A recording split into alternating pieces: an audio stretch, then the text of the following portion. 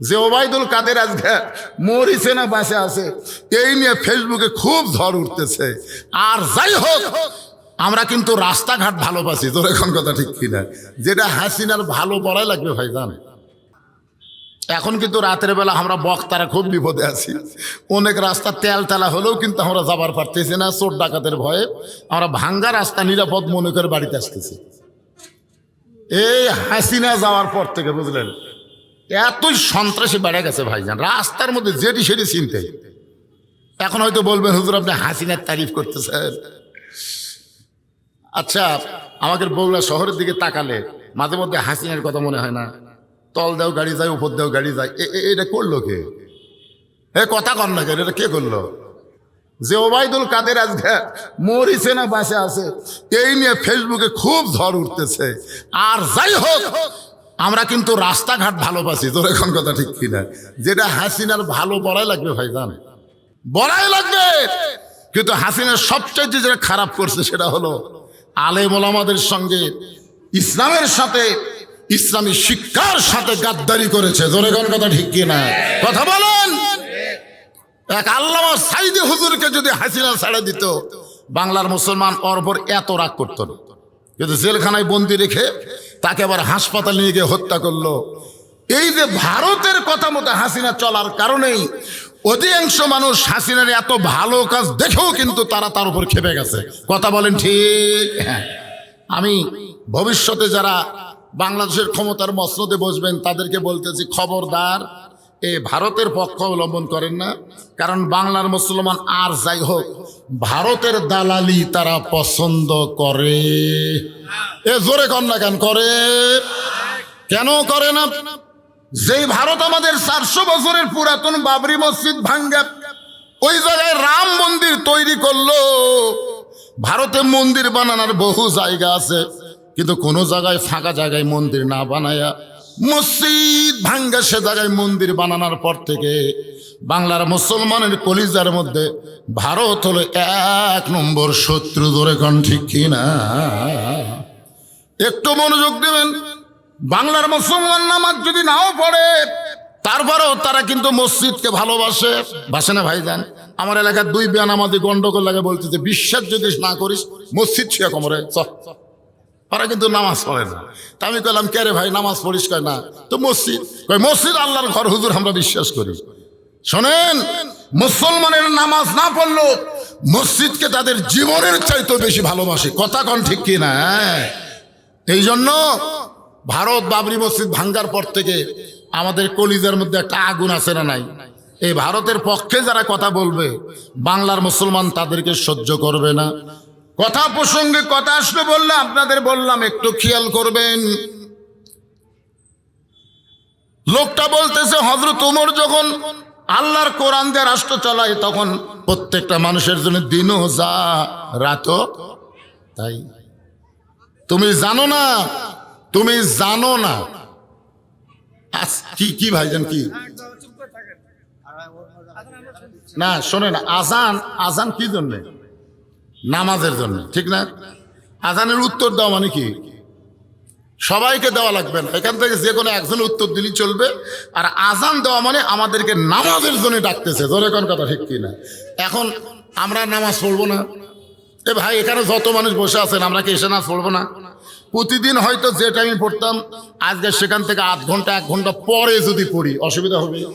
কোনো সমস্যা আছে? যারা নামাজ পড়বে তারা ঈশার নামাজ না পড়ে কোনোদিন ঘুমাতে পারবেন না। বিশ্বাস যদি না হয়, আপনি যারা 5 ওয়াক্ত নামাজ পড়েন একদিন ঈশার নামাজ না পড়ে আপনি ঘুমানোর চেষ্টা করেন তো দেখি কত বড় মরদ আপনি ঘুমাতে পারেন। নামাজের জন্য ঈশার নামাজ হলো সবচাইতে বড় ঘুমের ট্যাবলেট। আপনি যখন নামাজ আদায় করবেন আপনি দেখবেন সুন্দর মনে ঘুম পাড়বেন। নামাজ পড়বেন না, ঘুমও ধরবি না। এই জন্য আমরা যারা এখানে ওয়াজ শুনতেছি আমরা কি নামাজ পড়বো না? আমাদের যে মসজিদকে কেন্দ্র করে আজকের মাহফিল, এই মসজিদে আজান দিলেই আমরা ওয়াজ বন্ধ করে দেব। সমস্যা আছে? একটা সময় আছে ভাইজান। আমি যে ওয়াজটা ধরছি একটা কমপ্লিট লাগবে না? এই জন্য আপনারা আনসান করেন না। যারা পিছনে দাঁড়িয়ে আছেন আপনারা আল্লাহর রাস্তায় বসেন, বসেন, সবাই বসেন। বসার জায়গা যতক্ষণ আছে আল্লাহর রাস্তায় একটু বসেন। সবাইকে অনুরোধ করতেছি আপনারা বসেন। আর যারা বসে আছেন যদি কারোর সামনে ফাঁকা থাকে ফাঁকা যদি থাকে আল্লাহর রাস্তায় একটু জমে জমে চেপে চেপে বসেন। শীতের রাত চাপা বসলে কি সমস্যা আছে? যদি ফাঁকা যার সামনে আছে তাকে বলবো একটু জমে বসেন, আর যারা পিছনে রাস্তায় দাঁড়িয়ে আছেন সবাই আল্লাহর রাস্তায় বসেন, একটু জিকির করেন লা ইলাহা ইল্লাল্লাহ, জোরে লা ইলাহা ইল্লাল্লাহ, লা ইলাহা লা ইলাহা ইল্লাল্লাহু মুহাম্মাদুর রাসূলুল্লাহ। সকলে বলি সাল্লাল্লাহু আলাইহি ওয়াসাল্লাম। কি জানো করলো আবার হঠাৎ এরকম হাত দিয়ে কি করো বাবা? কি সুন্দর মাইকের সাউন্ড। আরে পাগলা, বগুড়া জেলার মধ্যে যত বক্তা আছে আমার চাইতে ভালো মাইক কেউ চেনে না। না সাউন্ড বাড়িয়ে দেওয়ার দরকার নাই তো, যেটা আছে সেটাই থাকে। কি আজান তো হবেই রে পাগলা, আজান হবে না? আমি দেখছি, আমি যে সুতরাপুর একটা ফ্ল্যাট আছে ওখানে যখন শুয়ে থাকি দেখি 3টার সময় আসরের আজান হয়, আবার দেখি 4:45 আসরের আজান হয়, আবার দেখি 4:15 আসরের আজান হয়। আপনি কোনটার উত্তর দিবেন? এই কথা কোনটার উত্তর দিবেন? 3টাটা দিবেন? আলে হাদিস যারা ওরা 3টাটা দিবে, ধরে কোন কথা ঠিক না? আমরা কোনটার দেবো? দেখ না কার আজান, আমরা উত্তর দেব এই মসজিদে যেটা হবে সেটা। আমার কথা কি বুঝতে পারছেন? শহরের মসজিদে কখন কোন জায়গাতে আজান দিবি এখন এই পর্যন্ত ওয়াজ বন্ধ করে তুই যে কটা বসে আছে উঠে চলে যাবি। প্রতিদিন যা করেন কেন আজকের দিনে একটু কথাগুলো গুরুত্ব তো শোনেন তো, কথা কি গুরুত্বপূর্ণ না? আরে নামাজ পড়া তো লাভ নাই, নামাজ ধরা লাগবে ভাই জান। সেই কথাটাই আপনাদের সামনে আসতেছে। আমি যে আয়াতে কারিমা তেলাওয়াত করেছি সে আয়াতটা হলো ইয়া আইয়ুহাল্লাযীনা আমানুস্তাঈনু বিস-সাবরি ওয়াস-সালাত ইন্নাল্লাহা মা'আস-সাবিরিন। এই আয়াতের উপরে যখন ওয়াজ করবো না তখন বুঝবেন আজান কি নামাজ কি বোঝা লাগবে। না বুঝা সারাদিন কেউ যদি পড়ে ওই পরীক্ষা পাশ করবে? পড়িচ্ছে বোঝা না, খালি পড়ে পড়ে পড়ে পড়ে সারা রাত পড়ে পরীক্ষা দিলে ফেল করে। তা আমাদের বর্তমানে বাংলাদেশের নামাজের অবস্থা হচ্ছে তাই, সারা জীবন নামাজ পড়বি, পরীক্ষা যে ফেল করবি। ওয়াজটা শোনেন মনোযোগ দিয়ে। যেই কথা বলতেছিলাম একটু গুরুত্ব দেন।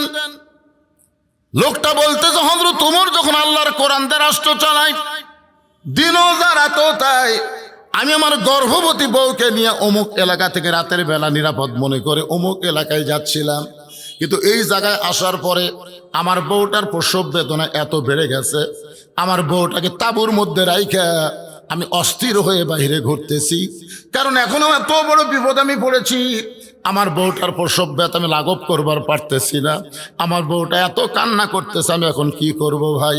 ওমর ফারুক লোকটার বুকের মধ্যে নিয়ে কপাল একটা চুমা দিয়ে বলতে, ভাই যান আপনার কোনো টেনশন করা লাগবে না, আমার বাড়িতে একটা ভালো ধাত্রীর খবর আছে। সুবহানাল্লাহ কর না কেন? যে লোকটা 3বার সালাম দিলে উত্তর না দেখছে এই মিয়া আমাদের মতন এই সামসা নেতা হলো কি করতো? আর কান সারা ছড় মারতো। কিন্তু আল্লাহর ভয়, জোরে বলেন কার ভয়? আল্লাহর ভয়। হযরত ওমর বললেন তোমার কোনো টেনশন নাই, কোনো চিন্তা করো না, একটু ধৈর্য ধরো, আমার বাড়িতে ভালো একটা ধাত্রী আছে। এই বলে হযরত ওমর এক দৌড়ে বাড়িতে আসলেন, এক দৌড়ে বাড়িতে এসে দরজায় সালাম দিলেন, আসসালামু আলাইকুম আহলাল বাইত। আব্দুল্লাহর মা সঙ্গে সঙ্গেই দরজা খুলে গেছে। সালাম দিয়ে খেলে আব্দুল্লাহর মা বলা মাত্রই দরজা খুলে গেছে। ওমর ফারুক বললেন, কেগো বিবি, আমি মানুষের কষ্ট রাতের বেলা চোরের মতন দেখি, আর তোমাকে ডাক দাও মাত্রই তুমি দরজা খুলে দিলে, কারণ কি? বউ স্বামীর কপালে চুমা দিয়ে বলতে, স্বামী গো, আপনি যেদিন থেকে মানুষের দুঃখ কষ্ট রাতের বেলা দেখা শুরু করছেন সেদিন থেকে আমি রাতের বেলা ঘুম পারি না, সারা রাত এই দরজায় দাঁড়িয়ে থেকে আপনার নিরাপত্তার জন্য দোয়া করি। জোরে করে সুবহানাল্লাহ। চিন্তা করেন, নেতা ভালো হতে গেলে তার বউ ভালো হওয়া লাগবে ভাই। আজকে আমাদের অনেক নেতা ভালো হওয়ার চাইছিল কিন্তু বইয়ের কারণে পারেনি। যেমন একটা নেতার নাম হলো পলক। পলকের নাম শুনছেন? ফান্দে পড়িয়া পলক কান্দে রে। পলক এত টাকা কামাই করছে, 1000 কোটি টাকা।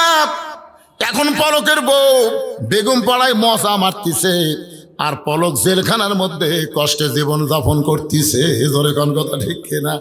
আমি অন্য কোনো নেতার কথা বলি না, সব নেতাই বুড়া বয়সে বাড়ির থাকার চাইতে জেলত যাওয়াই ভালো। কারণ বুড়া মানুষ খালি ফ্যাস ফ্যাস করে, ওই বাড়িতে না থাকে হয় চিল্লা না হয় জেল, যে কোনো একটা ভালো। ধরে কোন কথা ঠিক কিনা? বুড়া মানুষ খালি চিল্লা চিল্লি করে। একজন বলতে চিল্লা চিল্লি যদি বন্ধ করবার চাও, আর চিল্লাত পেটে দাও। এই চিল্লাত যাওয়া ভালো নয়, জেলত যাওয়া ভালো।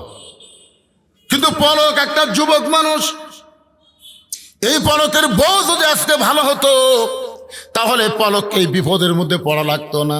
ওমর ফারুক বলে, বিবিরে তুমি কি জান্নাতে যাওয়ার চাও? ওমর ফারুকের বউ মুচকি মুচকি হেসে বলে, স্বামী গো, জান্নাতে সবাই যাওয়ার চায়। ওমর ফারুক বললেন, জান্নাতে যদি যাবার চাও তাহলে এইগুলো জিনিস নিয়ে তাড়াতাড়ি বের হও। একটা মেয়ে প্রসব ব্যথায় ভুগতেছে, সেই মেয়েটার বাচ্চা খালাস করতে গেলে যে জিনিস লাগবে সেই জিনিসগুলো নিয়ে তাড়াতাড়ি আমার সঙ্গে বের হও জান্নাতে যাওয়ার জন্য। হযরত ওমরের বিবি ওমরের সঙ্গে রওনা দিলেন। তাঁবুর উল্টা পৃষ্ঠা দিয়ে বউকে ঢুকাই দিলেন তাঁবুর ভিতরে ঢুকাই দিয়ে ওমর ফারুক লোকটাকে বলতেছেন, ভাইজান, ভালো ধাত্রী তাঁবুর মধ্যে ঢুকেছে, আপনার কোনো টেনশন নাই, আপনি কোনো চিন্তা করেন না। এই কথা যখন বারবার বলতেছে, এমন সময় ওমর ফারুকের বউ বলি, আমির আল মুমিনিন, আপনার বন্ধুকে খবর দেন আপনার বন্ধুর বিবি এবং বাচ্চা ভালো আছে।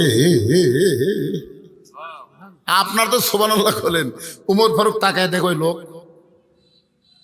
ওই লোকটা মাটির পড়ে আস। কারণ উমর ফারুকের বউ যখনই বলেছে, আমির আল মুমিনিন, আপনার বন্ধুকে খবর দেন তার বিবি বাচ্চা ভালো আছে, লোকটা তখন বুঝবার পারছে যে এই লোকটা আমাকে 3-3 বার সালাম দিল, আমি সালামের উত্তর দিলাম না। এই লোকটা সাধারণ কোনো মানুষ না, এই লোকটা হলেন হযরত ওমর। যে ওমর রাস্তাতে গেলে শয়তান কয়দিন যায় না, আর সেই ওমর 3 বার সালাম দিয়ে সালামের উত্তর দেই নাই।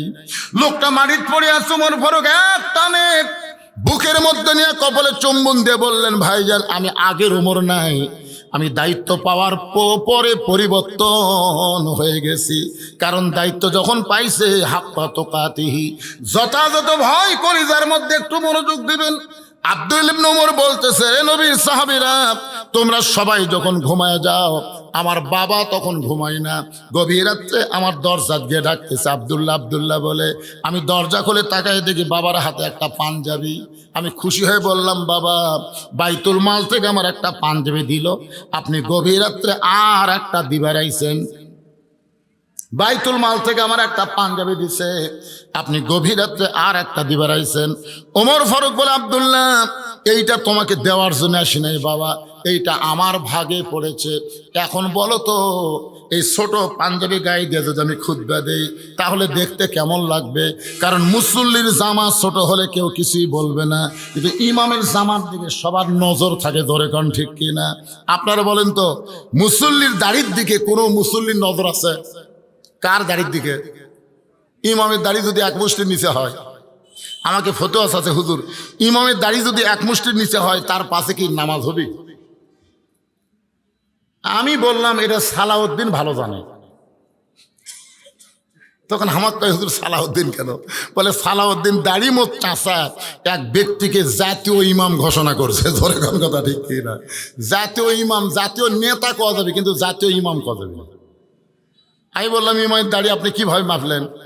বলে, ইমাম যখন খুতবা দেয় তখন দূর থেকে আমার মুঠ দিয়ে ইমামের দাড়ি আন্দাজ করে দেখি আমার মুঠের চাইতে ছোট হবে। আমি বললাম, ভাইজান, আপনার দাড়ির খবর কি? বলে, আমার দাড়ি আমি মুঠ দিয়ে মাফি না। তো আপনার দাড়ি মাফেন না, ইমামেরটা মাফেন কেন? বলে, হুজুর, মুসল্লির যাই হোক, ইমামের ঠিক থাকা লাগবে। যেই বাংলাদেশে ইমামের দাড়ি মানুষ মুঠ দিয়ে মাপে, সেই বাংলাদেশে যাকে তাকে ইমাম ঘোষণা করা যাবে। কথা বলেন, জোরে কথা বলেন, যাবে? ওমর ফারুক বললেন, আব্দুল্লাহ, তোর পাঞ্জাবিটা আমাকে দান করে দে।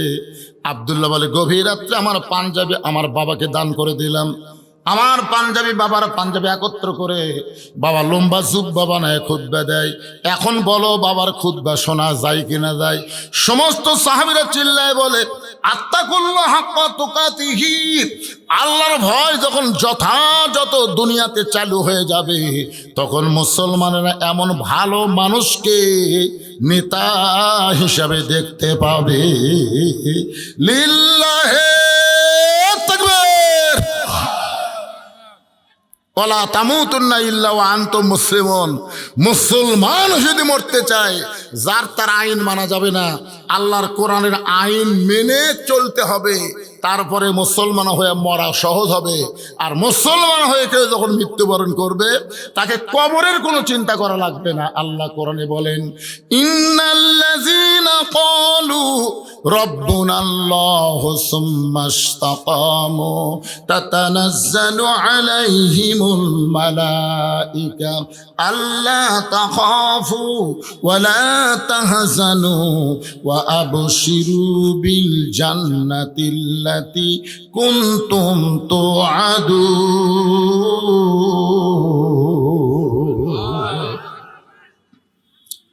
নিশ্চয় যারা আল্লাহকে রব হিসাবে স্বীকার করে, এর প্রতি যারা ইস্তেকাম থাকবে, রবের উপর ইস্তেকাম থাকতে গেলে এক নম্বর যে আমল তার নাম হলো নামাজ। জোরে কোন তার নাম কি? আচ্ছা, কোনো বেনামাজি যদি কবরে যায় আর কোনো নামাজি যদি কবরে যায়, আপনারা বলেন তো তফাৎ কি? নামাজি কবরে গেছে মানে আসরের নামাজ জামাতে আদায় করছে, মাগরিব জামাতে আদায় করছে, এশার নামাজ জামাতে আদায় করছে, কিন্তু ফজর আসার আগে লোকটা মারা গেছে। আবার হয়তো ফজরের নামাজ জামাত আদায় করছে, জোহর আসার আগে লোকটা মারা গেছে। এই লোকটাকে যখন কবরে রাখা হবে, মুনকির নাকির এসে সর্বপ্রথম তাকে প্রশ্ন করবে মান রব্বুকা, তোমার রবকে, তোমার রবকে। ওই লোকটাকে যখন প্রশ্ন করবে, ওই লোকটা মুখই খুলবি না, মুখ বন্ধ থাকবি। ওই লোকটার পক্ষে নামাজ দাঁড়িয়ে যাবে। কে দাঁড়াবে? নামাজ দাঁড়িয়ে বলবে এই মুনকির নাকির, কাকে রব সম্পর্কে প্রশ্ন করতেছো? কাকে? তুমি বলো যেই লোকটা কবরে শুয়ে আছে, এই লোকটা কখন থেকে নামাজ শুরু করছে তুমি জানো? মুনকির নাকির বলে আমি জানি না। যখন মৃত্যুবরণ করেছে তখন পর্যন্ত কত ওয়াক্ত নামাজ পড়ছে তোমার হিসাব আছে? এই মুনকির নাকির দৈনিক কয় রাকাত নামাজ? ফরজ কয় রাকাত, সুন্নত কয় রাকাত? তখন মুনকির নাকির কয় কে রে? এই লোকটাকে মান রব্বুকা প্রশ্ন করার সাথে সাথে ই খেপলো কেন? কয় পাগলা, আমি ওর নামাজ রে ওই মসজিদের যাই নিয়ত করে বলতেছে আলহামদুলিল্লাহি রব্বিল আলামিন, রুকুত যায় বলেছে সুবহান রব্বিয়াল আযীম, সেজদা দিয়ে বলে সুবহান রব্বিয়াল আলা। এতবার রব রব রব রব করে কেবল কবরতে এসে আরামের ঘুম দিছে, আর তুই এসে মান রব্বুকা। এই এতবার যে দুনিয়াতে রবের জিকির করছে, মরার পরে আবার রব। মুনকির নাকির কয় আল্লাহ ধরা খাসি। আল্লাহ আল্লাহকে কি ধরা খাসো? তোমার বান্দাকে মান রব্বুকে প্রশ্ন করার সাথে সাথে নামাজ যে খেপা খেপছে, আল্লাহ বলে যে নামাজ নিয়ে কবরে আছে, ওর রবের উত্তর সহ সব উত্তর হয়ে গেছে। ধরে করছো আর আল্লাহ, এই জন্যে আপনার নামাজ ছাড়া যাবে না, নামাজ নিয়ে যাবেন। এখানে যত মানুষ বসে আছেন, আপনারা বলেন তো এখান থেকে বাড়ি যাবার পারবেন তার গ্যারান্টি কার আছে? একটা লোক দাঁড়িয়ে বলেন হুজুর আমার বাড়ি এদের শাকপালা সবচেয়ে সামনে, আমি বাড়ি যাবই। একটা লোক বলেন তো। বাড়ির যদি যাবার গ্যারান্টি না থাকে, তাহলে মাগরিব বাদ দিয়ে কারা কারা ওয়াজ শুনতেছেন? এই মাগরিব বাদ দিয়ে কারা কারা ওয়াজ শুনতেছেন? আমার ওয়াজের পরে এশার নামাজের জামাত হবে, আপনাকে সবাই নামাজ পড়বেন? হাত তুলবার বলতেছে না। অনেক বেনামাজিও তালের মাথায় হাত তুলবি, বুঝতেছেন না? আপনারা হয়তো জানেন না, নামাজ সম্পর্কে এমন কথা আছে লা সালাতা লা ঈমানা, যার নামাজ নাই তার ঈমানই নাই। লা সালাতা লা দীনা, যার নামাজ নাই তার ধর্মও নাই। বাইনাল আবদি ওয়াল কুফরি তরকুস সালাত, বান্দার কাফেরের মধ্যে পৃথক করার জিনিসটার নামই হলো নামাজ। এই নামাজ বাড়িতে পড়লে হবে না, এই নামাজ 17 রাকাত মসজিদে জামাতের সঙ্গে আদায় করা লাগবে। ধরে কোন ঠিক?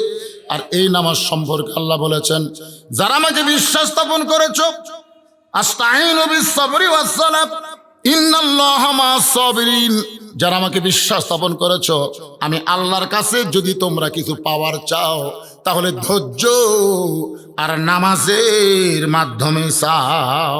আল্লাহর কাছে পাওয়ার গেলে কি লাগবে? ধৈর্য নামাজ, ধৈর্য। আচ্ছা বলেন তো, ধৈর্য আর নামাজ একসাথে আল্লাহ কেন বললেন? কারণ আমাদের সব কাজে ধৈর্য আছে, খালি একটা কাজে ধৈর্য নেই, সেটা হলো নামাজ। আপনি 5 মিনিট পরে জামাত শুরু হবে, কয় মিনিট পরে? আপনি 5 মিনিট আগে তো কোনোদিন ঢোকেন না, আজকে হঠাৎ ঢুকিছেন মনে করে। কোনোদিনও কিন্তু ওই আকামত দেওয়ার আগে ঢোকেই না, কিন্তু আজকে হঠাৎ মনের ভুলে 5 মিনিট আগে ঢুকেছে। ঢুকে বারবার খালি ঘড়ি দেখতেছে, বারবার নিজে দেখে আবার পরেরটা বলতেছে, ভাই দেখ তোর কয় মিনিট আছে? এখনো 3 মিনিট ভাই। ওইও খুব দুর্বল হয়ে বলতেছে, এখনো 3 মিনিট ভাই। তখন বলতেছে, আজ ঘড়ি লড়তেছে না রে, আজ ঘড়ি লড়তেছে না। এই লোকটাই নামাজ শেষ করে চা স্টলে বসে 1 ঘন্টা গল্প করবি, একবারও ঘড়ি দেখবি না। কথা কন না কেন, ঠিক কিনা? কারণ সবচাইতে মসজিদের মধ্যে গেলে মানুষ অস্থির হয়ে যায়। আসলে দোয়া পড়তেছে, আল্লাহুম্মা তাহলি আবওয়াবা রহমতি, এমন একটা রহমতের দরজা দিয়ে তোমার ঘরে ঢুকলাম। যতক্ষণ মসজিদের নামাজের জন্য অপেক্ষা করবেন, ততক্ষণ আল্লাহ তাআলার অবারিত রহমত আপনাদের উপর বর্ষণ হবে। জোরে কোন সুবহানাল্লাহ। তাহলে ওই জায়গায় গিয়ে এত অস্থির হওয়ার কারণ কি? এই কারণে আল্লাহ অন্য জায়গায় বললেন, কদ আফলাহা মান তাযাক্কা ওয়া যাকারা ইসমা রাব্বিহি ফাসাল্লাহ। সাইকেল চালাইতে চালাইতে পেডেল বন্ধ করলে সাইকেল যেমন বন্ধ হয় না, দুনিয়ার মায়া মহব্বত নিয়ে মসজিদে গিয়ে নামাজের নিয়ত করলেও তার নামাজ হয় না। আপনারা বলেন তো, আগে সাইকেল চালাতে চালাতে হঠাৎ পেডেল বন্ধ করছে, সাইকেল কি বন্ধ হবে? ওই যে আগে পেডেল মারার কারণে সাইকেলে একটা গতি তৈরি হয়েছে, এই গতির কারণে বহুদূর পর্যন্ত সাইকেল চলে যাবে। আপনি দুনিয়ার ব্যবসা বাণিজ্য করতে করতে, দুনিয়ার কাজ কাম করতে গিয়ে মসজিদে যাই, আল্লাহু আকবার আল্লাহু আকবার কে যে নিয়ত বানছেন, তখন মিন শারিল ওয়াসওয়াসিল খান্নাস, ভিতরে শয়তান বলতে, তুই যে তাড়াতাড়ি তালা দিয়ে মসজিদের মধ্যে আসলি, তোর চাবি। নিয়ত করার আগে কিন্তু শয়তান বলবি না, নিয়ত করার সাথে সাথে বলতো চাবি রে। তখন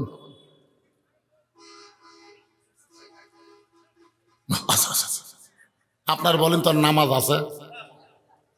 হাদিসে আছে বিস্তারিত, হুজুরি কলব ব্যতীত করছেন কালেও নামাজ তোর হবে না।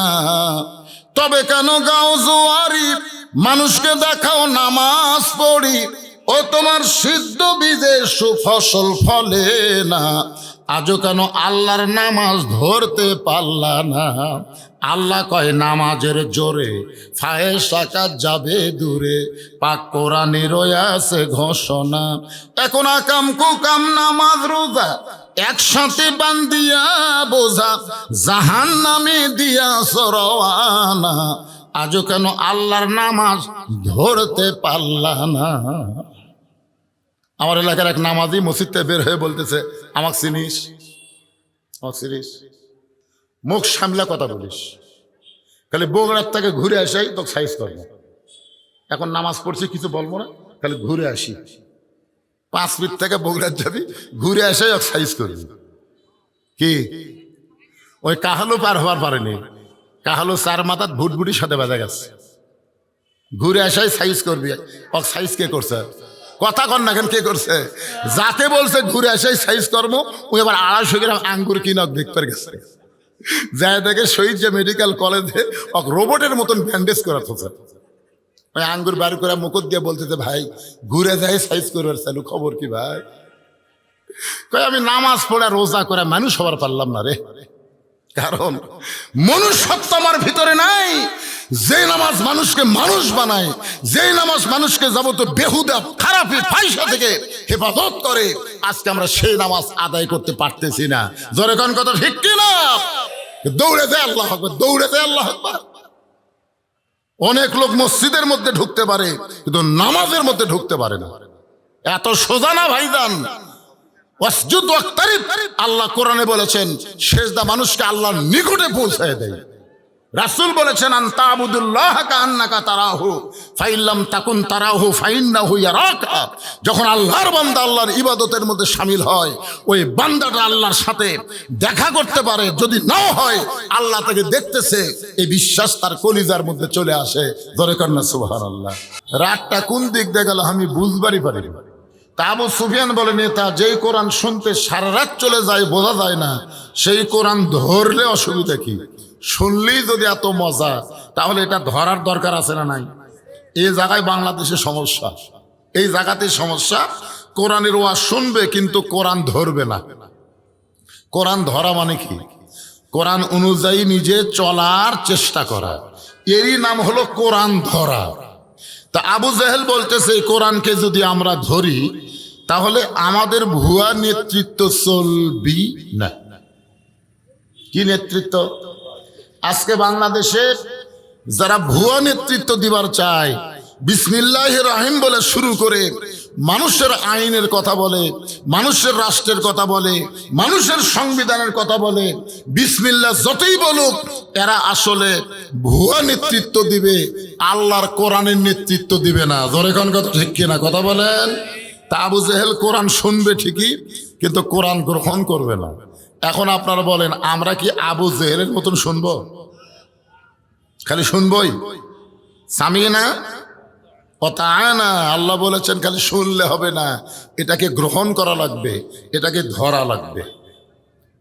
এই কোরআনকে যদি আমরা ধরি মুত্তাকি হয়ে, এই মুত্তাকি সম্পর্কে আল্লাহ বলতেছেন ইয়া আইয়ুহাল্লাযীনা আমানুত্তাকুল্লাহা হাক্কা তুকাতিহি ওয়া লা তামুতুন্না ইল্লা ওয়া আনতুম মুসলিমুন।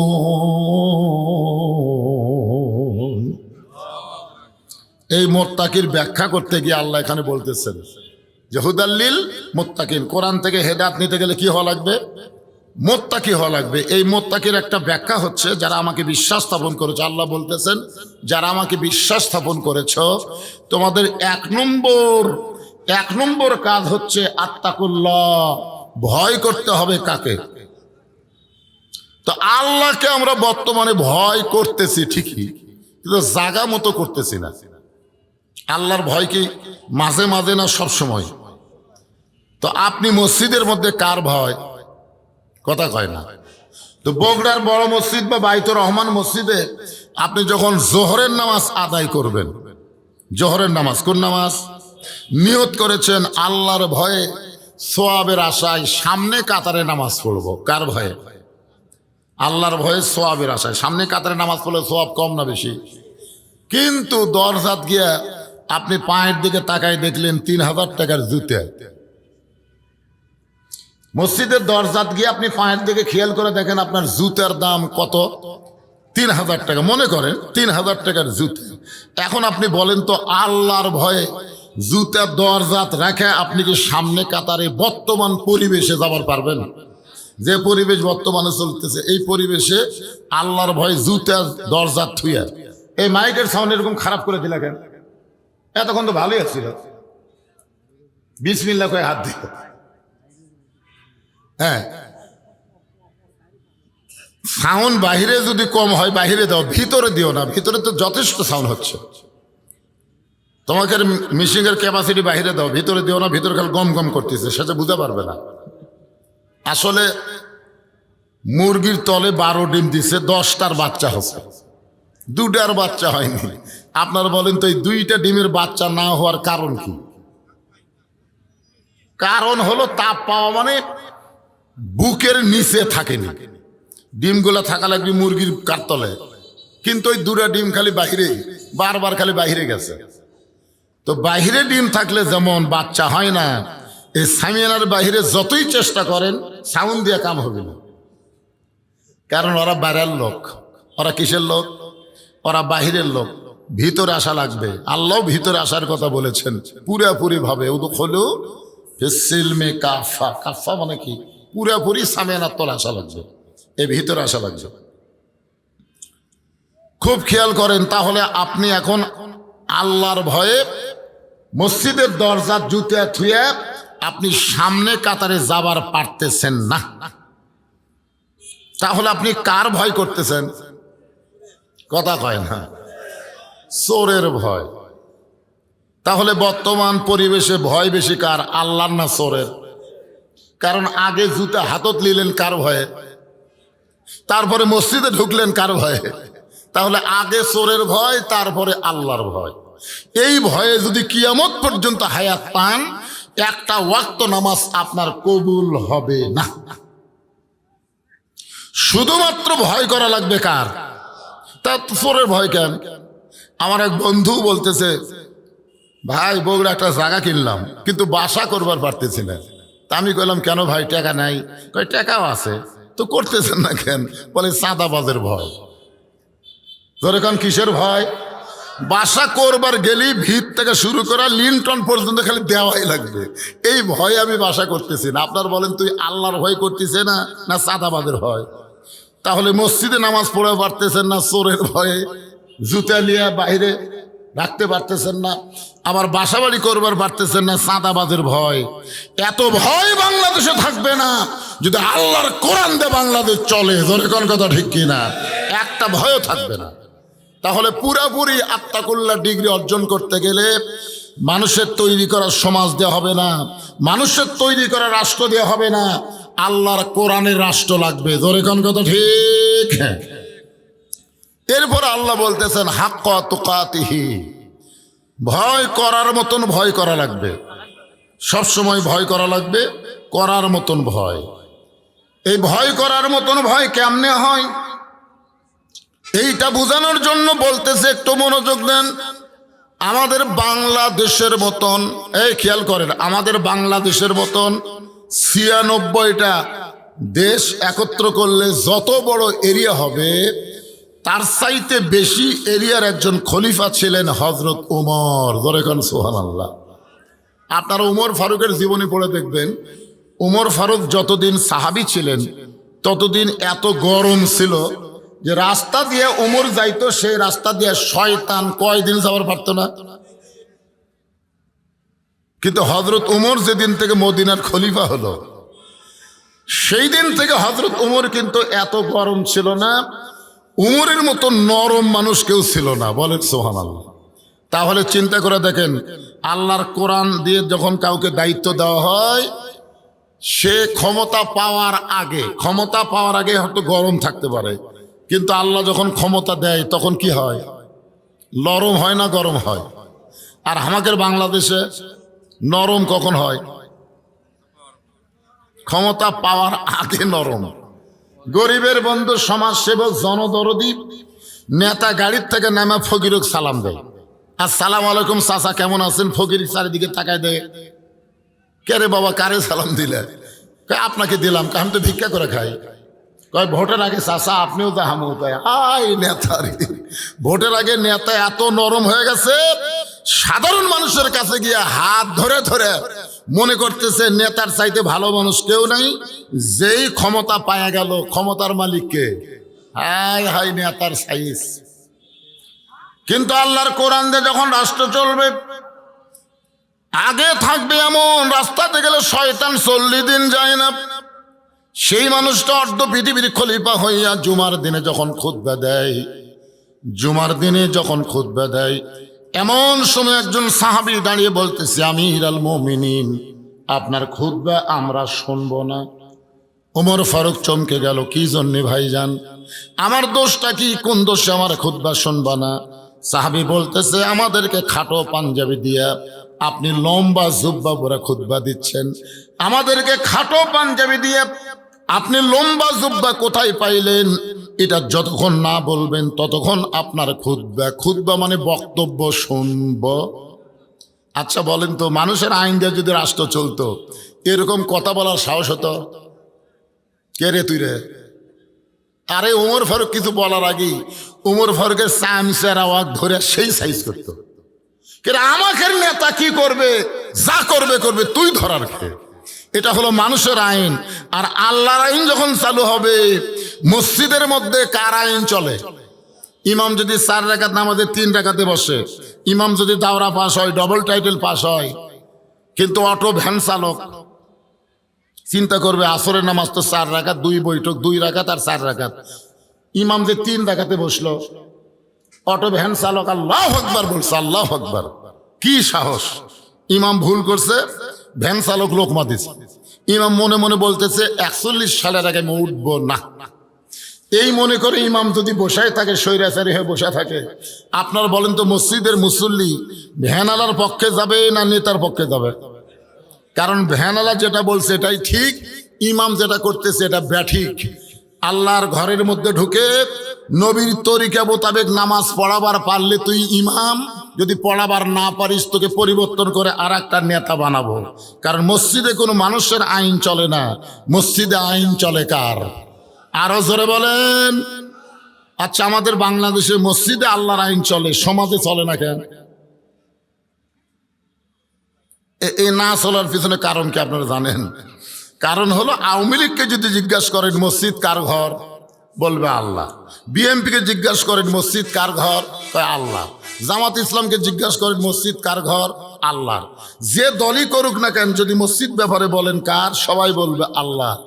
বাংলাদেশের সমস্ত দলের মানুষ মসজিদ আল্লাহর ঘর বিশ্বাস করছে, কিন্তু গোটা বাংলাদেশও যে আল্লাহর এই বিশ্বাস এখনো করেনি। ধরে এখন কথা ঠিক কিনা? আপনারা বলেন তো মসজিদ কার, দেশ কার, পৃথিবী কার? খালি মুখ দিয়ে ধারাপথের মতন আল্লাহর আল্লাহ ঠিকই, কিন্তু মসজিদের মতো বিশ্বাস করেনি বলে মসজিদে কোনো রাজনীতি চলে না।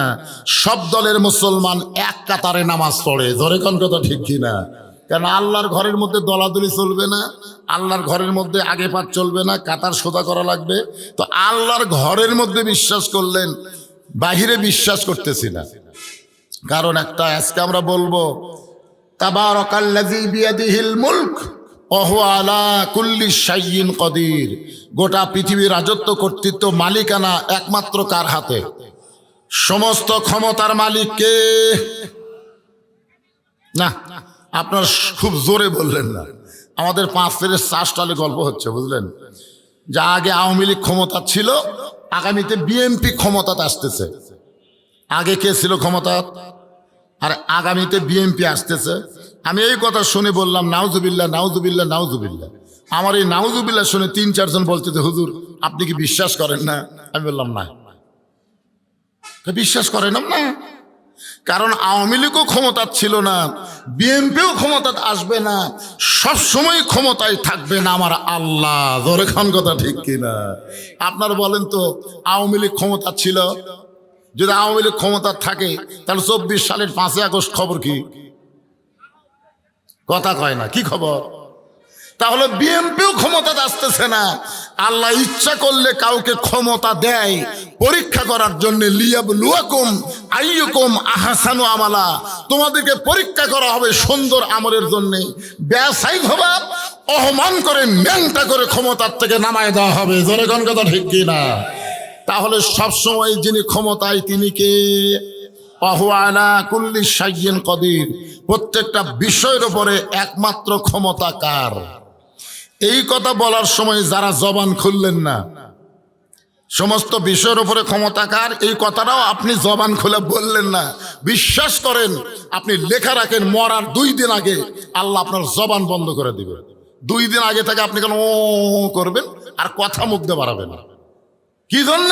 এই কোরআনের হক কথাটা, সমস্ত ক্ষমতার মালিক আল্লাহ, এই কথা যখন আপনি বলবেন না, মরার সময় আপনার মুখে আল্লাহ আল্লাহ উচ্চারণ আল্লাহই করতে দিবে না, আল্লাহই করতে দিবে না। কারণ মুনাফিকের মুখে কোনোদিন ঈমানের কলেমা মরার সময় উচ্চারণ হবে না। জোরে কোন কথা ঠিক কি না? এই জন্য এখন থেকে চর্চা করার দরকার আছে না নাই? সমস্ত ক্ষমতার মালিককে আরো জোরে, জোরসে বলুন মাশাআল্লাহ। এবার তো ঠিক হলো।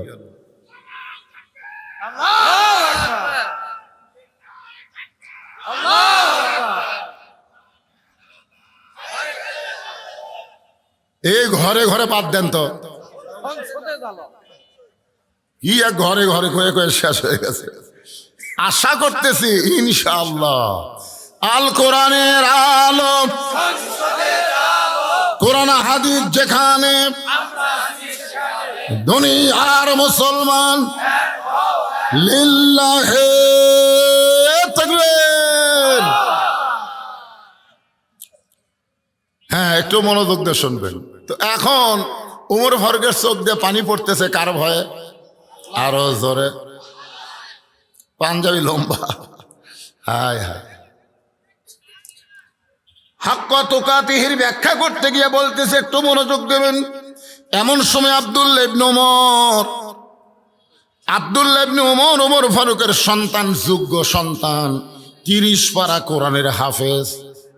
সুবহানাল্লাহ কন না কেন? হাদিসের হাফেজ। শুধু 30 পারা কোরআনের হাফেজ না, হাদিসের হাফেজ। চিন্তা করে দেখেন নেতার বেটার যোগ্যতা কেমন হওয়া দরকার। আল্লাহর কোরআন দিয়ে যখন বাংলাদেশ চলবে, তখন নেতার বেটারা যতই শিক্ষা গ্রহণ করুক, আল্লাহর কোরআনের শিক্ষা তাদের জন্য বাধ্যতামূলক হবে। জোরে কোন কথা ঠিক কিনা?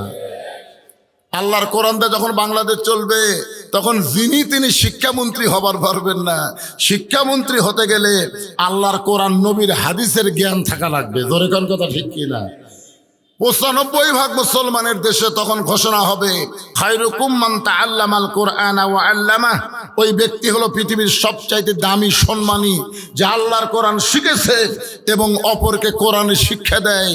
তখন আগডম বাগডম ঘোরানোর সাথে ঢাক ঢোলক ঝাঁঝর বাজে, এই মিথ্যা শিক্ষা বাতিল হয়ে যাবে। মুসলমানের দেশে আল্লাহর কোরআন নবীর সুন্নাহ মোতাবেক শিক্ষা চালু হবে। জোরে কোন কথা ঠিক কিনা? এখন তো যা ইচ্ছা তাই চলতেছে। আমাদের ছোট ছোট বাচ্চাদেরকে পবিত্র হওয়ার জন্য শুরুতে কোন শিক্ষা দেওয়া দরকার? পবিত্রতা শিক্ষা দেওয়া লাগবে না? একটা মাদ্রাসায় গিয়ে দেখবেন একটা বাচ্চা পেশাব করে কি করতেছে, আর একটা প্রাইমারি যা দেখবেন তুমি কি করতেছে, দেখবেন তো। মাদ্রাসার বাচ্চা পেশাব করে পানি খরচ করতেছে, ওযু করতেছে, কারণ কি? লা ইয়ামুসসুহু ইল্লাল মুতাহহারুন। ততক্ষণ পর্যন্ত এই কোরআন শরীফ স্পর্শই করা যাবে না যতক্ষণ পবিত্র না হবে। আর ক্লাস 2 এর ছাত্র কান্দের উপর ব্যাগ লিয়ে খাড়া হয়ে পেশাব করতেছে। কেরে বেটা বসে পেশাব কর, কেমনে পেশাব করা লাগে তোর স্যার শিখাইনি? ও তখন মুসকে হাসার বলে, চাচা প্রাইমারি পেশাবখানা যায় দেখি আমার স্যারই খাড়া হয়ে পেশাব কর, আর স্যারই খাড়া হয়ে মারে, তাহলে বসবে? এইরকম অপরিষ্কার অপবিত্রতার দিন শেষ করে আগামীতে পবিত্রতার দেশ বাংলাদেশ গড়ে তোলা লাগবে। জোরে কোন কথা ঠিক কিনা? মান সাআলাল্লাহু তাআলা আশ-শাহাদাতা বিসিদকিন বাল্লাগাহুল্লাহু মানাজিলা আশ-শাহাদা ওয়া ইম্মাতা আলা ফিরাশিহি, রাওয়াহুল বুখারী কিতাবুল মাগাজি। আল্লাহ রাসূল বলেন, কোরআনের বিজয়ের আন্দোলন করতে গিয়া কেউ যদি শাহাদাতের তামান্না নিয়ে অন্তর থেকে আল্লাহর কোরআনের কর্মী হয়ে যায়, ওই মাতা আলা ফিরাশিহি, সে যদি নিজের বিছনাতেও মৃত্যুবরণ করে, বাল্লাগাহুল্লাহু মানাজিলা শুহাদা, হাসরের ময়দানে আল্লাহ তাকে শহীদদের কাতারে দাঁড় করায় দেবে। তো তাহলে চেষ্টা করার দরকার আছে না নাই? জোরে করে আছে না নাই? হ্যাঁ, চেষ্টা করতে হবে ভাইজান। কারণ আমাদের বাংলাদেশে ওসমান হাদির নাম শোনেন আপনারা? আকাশেতে লক্ষ তারা, একটা চাঁদের আলো, হাজার কোটি মানুষের চাইতে একজন ওসমান হাদি ভালো। ওসমান হাদি কিন্তু মরে নাই। প্রত্যেকটা গ্রামে বাচ্চা জন্ম নিচ্ছে। মুসলমানের ছেলে জন্ম নেওয়ার সাথে সাথে কোন নাম ছেলের রাখবে? তারা কিন্তু অনেক ছেলের নাম ওসমান হাদি রাইকা দিছে। একটা ওসমান হাদি দুনিয়া থেকে চলে গেল, হাজার হাজার ওসমান হাদির জন্ম হচ্ছে। জোরে কোন কথা ঠিক কিনা? আপনার মনে করেন মরে গেছে, আসলে মরে নাই। আল্লাহ কোরআনে বলেছেন, ওয়ালা তাকুলু লিমান ইউকতালু ফি সাবিলিল্লাহি আমওয়াতুন বাল আহইয়াউ ওয়ালাকিন লা তাশউরুন। আব্দুল্লাহ ইবনে ওমর বাবার পাশে দাঁড়ায় বলতেছে, রে নবীর সাহাবীরা, আমার বাবার জুব্বা লম্বা দেখে বাবার খুতবা তোমরা বন্ধ করে দিলে, কিন্তু আমার দিকে তাকায় দেখো, আমার পরনে কোনো নতুন কাপড় নাই। তোমরা খাটো পাঞ্জাবি হলেও তো নতুন পোশাক পরেছ, কিন্তু আমার পরে নতুন কোনো কাপড় নাই।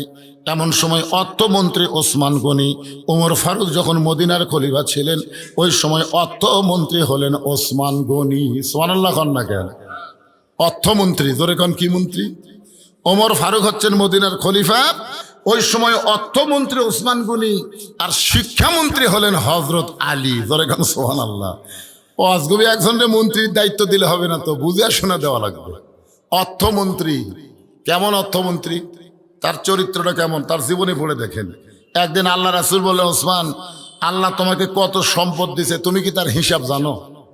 ওসমান গনি বলতেছি, ইয়া রাসূলুল্লাহ, যেদিন থেকে স্বাবলম্বী সামর্থ্যবান লোকের উপরে জাকাত ফরজ হয়ে গেছে, সেদিন থেকে অবশ্যই হিসাব রাখতে হবে। কারণ শতকরা 2.5 টাকা জাকাত দেওয়া কার হুকুম?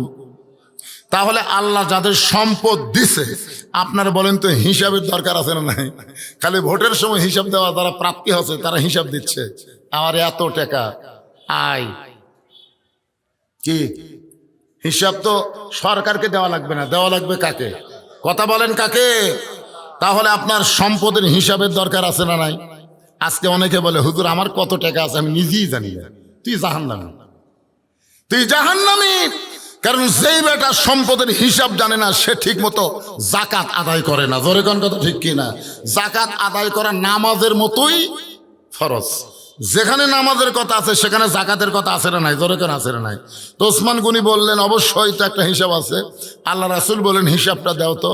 ওসমান গনি বললেন ইয়া রাসূলুল্লাহ, আল্লাহ আমাকে যত সম্পদ দিচ্ছে এই সম্পদগুলো রাখতে গিয়া যে গুদাম, এই মনোযোগ দিয়ে শুনবেন, যে গুদাম, এই গুদামে তালা দিয়ে এই তালার চাবি টানতে একটা উট হিমশিম খায়। আচ্ছা, এ ওয়াজ শোনার পরে সুবহানাল্লাহ বলেন না? তার মানে কোন দিকে তাকে আছেন আপনারা? এই আমার কথার দিকে খেয়াল করতেছেন না? করতেছেন? তাহলে কত সম্পদ আল্লাহ যে সম্পদ দিচ্ছে সেই সম্পদ গুদামে রাখে, এই গুদামে তালা দিয়া গুদামের চাবি টানতে একটা উট হিমশিম খায়। রাসূল বলে ওসমান, আল্লাহ যদি তোমার সমস্ত সম্পদ ফেরত চায়, কারণ সম্পদ দিছে কে, যদি আল্লাহ ফেরত চায় তুমি কি করবা? কি মনে হচ্ছে আমার করো? কি কয়? হ্যাঁ, সম্পদ নাই ওই দিবি। বাবা বসো বসো। যেই বলছে সমস্ত সম্পদ যদি আল্লাহ ফেরত চাই তুমি কি করবা, সঙ্গে সঙ্গে ওসমান গনি মারছে দৌড়। সমস্ত সাহাবীরা ভাবতেছে ওসমান গনি দৌড় দেওয়ার কারণ কি? আল্লাহ রাসূল বললেন একটু ধৈর্য ধরো। কিছুক্ষণ পরে দেখা যায় ওসমান গনি যে উটটা চাবি বহন করে ওই উটটা রশি ধরে ধরে নবীর কাছে এনে বললেন ইয়া রাসূলুল্লাহ, সমস্ত গুদাম না, গুদামের শুধু সম্পদ না, গুদামের তালা, গুদামের চাবি বহনকারী উটটাও পর্যন্ত আমি আল্লাহরে দিয়া দিলাম। নবী আসমানের দিকে তাকায় বলেন আল্লাহ, এই পরীক্ষার তো ওসমান গোল্ডেন এ প্লাস পেল, আপনি ওসমান কি দিবেন? চাওয়া মাত্রই সমস্ত সম্পদ আপনাকে দিয়ে দিবার চাই। আল্লাহ বললেন হাবিব, আমি আল্লাহ ছিলাম গানি, আল্লাহ গানি আনতুমুল ফুকারা। আমি আল্লাহ হলাম গানি, আমার গানি ডিগ্রি আমি ওসমান রে দিয়া দিলাম। সেই ওসমান হচ্ছেন অর্থমন্ত্রী, যাকে তাকে অর্থমন্ত্রী করা যাবে না। মন্ত্রী করার আগে কোরআন দিয়ে যখন রাষ্ট্র চলবে সেই মানুষটার মধ্যে ইন্নাল্লাহা ইয়ামুরুকুম আন তুআদ্দুল আমানাতি ইলা আহলিহা ওয়া ইযা হাকামতুম বাইনান নাস আন তাহকুমু বিল আদল। আল্লাহু আকবার। ওসমান গনি বলেন আব্দুল্লাহ, আজকে জুমার দিনে সবাই নতুন পোশাক পরেছে, তুমি পুরাতন কাপড় পরে কেন নামাজ পড়তে আসলা? আব্দুল্লাহ বলতেছে আমি যদি আজকে নতুন কাপড় পরতাম তাহলে আমার বাবার জুব্বা লম্বা হতো না। রে নবীর সাহাবীরা, তোমরা হয়তো জানো না, যেদিন থেকে আমার বাবা মদিনার খলিফা হয়েছে সেদিন থেকে আমার বাবার দায়িত্ব হলো সবাই ঘুম পাড়বে, আর আমার বাবা চোরের মতন চুপি চুপি একা একা মানুষের দুঃখ কষ্ট নিজের চোখে দেখবে। কার ভয়ে? কার ভয়ে? কোনো নিরাপত্তা নাই, কোনো পুলিশ নাই, কোনো র্যাব নাই। বাংলাদেশের মতন ৯৬টা দেশের খলিফা একা একা ঘোরে, আর আমাকে এমপি একলা সুক্ত। তুই বলে গরিবের বন্ধু, আয় পুলিশ আসিস কেন? মন্ত্রীরা একলা আসো, পুলিশ ছাড়া বার হওয়ার পারে না। তার মানে কি? আল্লাহকে পুরাপুরি নিরাপত্তা দানকারী বিশ্বাসী করে, ঠিক কিনা বলেন? আল্লাহ কোরআনে কি বলেছেন? অমাইয়া তাওয়াক্কাল আলাল্লাহি ফাহুয়া হাসবুহু। আল্লাহর প্রতি যারা ভরসা করবে আল্লাহই তাদের জন্য যথেষ্ট হয়ে যাবে। জোরে কান সুবহানাল্লাহ। অনেকে নিরাপত্তা কর্মীর হাতে গুলি খাচ্ছে, জোরে কান কথা ঠিক কিনা?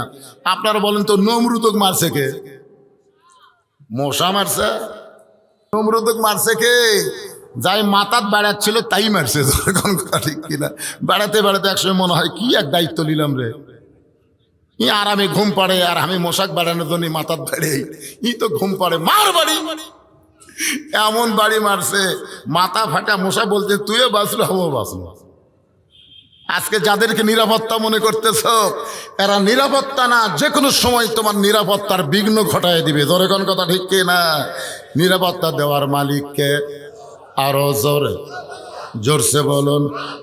বিশ্বাস করেন এমনি এমনি জিকির করতেছেন? হাই হাই, নামাজ পড়ে আবার জিকির করতেছে, আমার দয়াল বাবার দরবারেতে কেউ ফিরে না খালি হাতে। অথচ নামাজে বলছে ইয়া কানা বুধু দেওয়ার মালিককে, আবার কি বলতেছে দয়াল বাবা। আল্লাহর ধন নবীর দিয়ে, আল্লাহ আছে গায়েব হইয়া, নবীর ধন খাজা নিয়ে শুয়ে আছে আজমিরে, কেউ ফেরে না খালি হাতে খাজা তোমার দরবারেতে।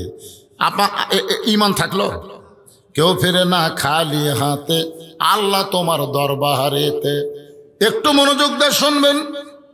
আব্দুল্লাহ ইবনে উমর বলতেছেন, আমার বাবা চোরের মতন চুপি চুপি একা একা, সবাই যখন ঘুম পাড়ে তখন আমার বাবা নিজের চোখে মানুষের দুঃখ কষ্ট দেখে। আল্লাহর কোরআন দিয়ে যখন রাষ্ট্র চলবে তখন যাদেরকে নেতৃত্ব দেওয়া হবে তারা আর ঘুমাতে পারবে না। মানুষের দুঃখ কষ্ট নিজের চোখে দেখা তাদের জন্য ওয়াজিব হয়ে যাবে।